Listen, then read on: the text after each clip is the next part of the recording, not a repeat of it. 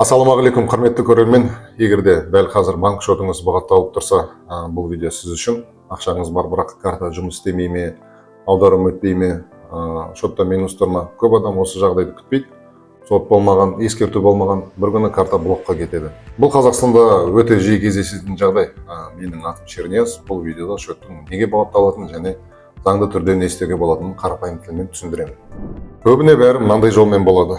Алдымен нотариус атқарушылық жазба шығарады, кейін жеке сот орындаушы банкке қаулы жібереді, ал банк өз кезегінде бірден шотты бұғаттайды. Ең қиыны, бұл процестің ортасында адам ештеңені түсінбей қалады. Ендігі басты сұрақ, неге шот бұғатталды? Көбіне үш себеп болады.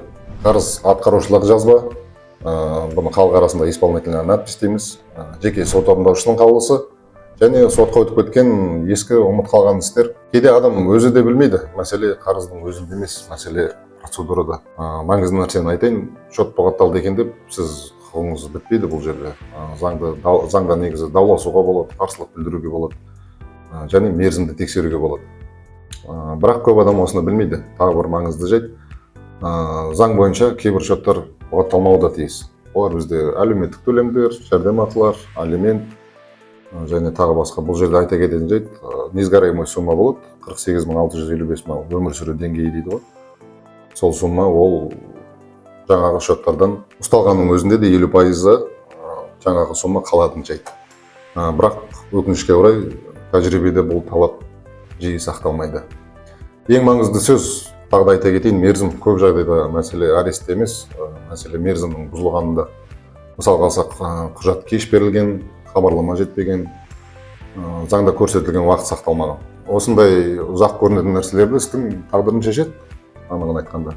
Неге көп адам ұтылады? Өйткені эмоциямен жазады. Интернеттен шаблон көшіріп алады, қай органға жазу керегін шатастырып, жаңылысып қалатындай жайттар болады. Бізде жүйе қалай? Жүйе тек қағазды қабылдайды және дәлелді қабылдайды.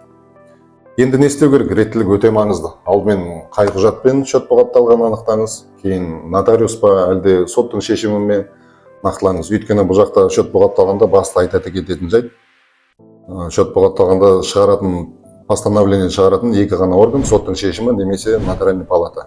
Содан кейін ғана ең соңында уже қарсылық жазасыз, қарсылық білдіруіңізге болады. Осы жерде қысқаша айта кетейін, көп адам қайда жазамын, неден бастаймын, не істесе болады деген сұрақ туындайды.